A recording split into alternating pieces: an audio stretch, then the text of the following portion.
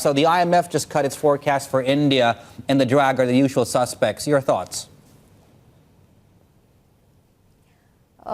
Hi, David.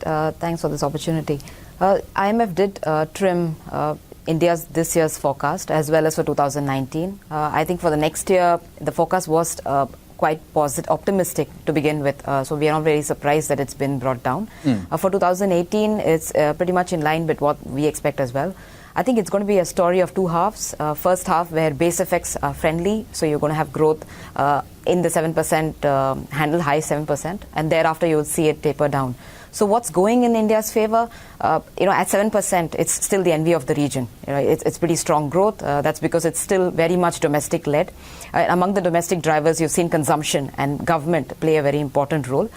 So being unplugged from being the external trade to that extent it's helpful in this scenario.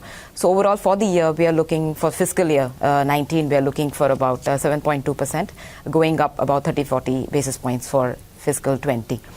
So I think overall growth picture is still quite positive as compared to the rest of the region. But then that said, the financial markets volatility as well as high oil prices put a lot of hurdles, especially for the trade as well as your current account dynamics.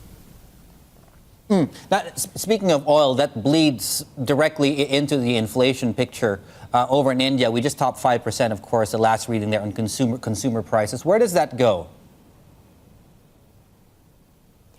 So oil is negative on multiple fronts. Inflation is one part of the story. I think it's the retail inflation numbers that came out last week have already shown that not only is it showing on the headline number, but it's also it's trickling down to generalized price pressures. That's one part. And the other one is what we saw yesterday, which is the wholesale price index, where fuel inflation is now punching above its weight. It's much bigger a contributor to overall inflation.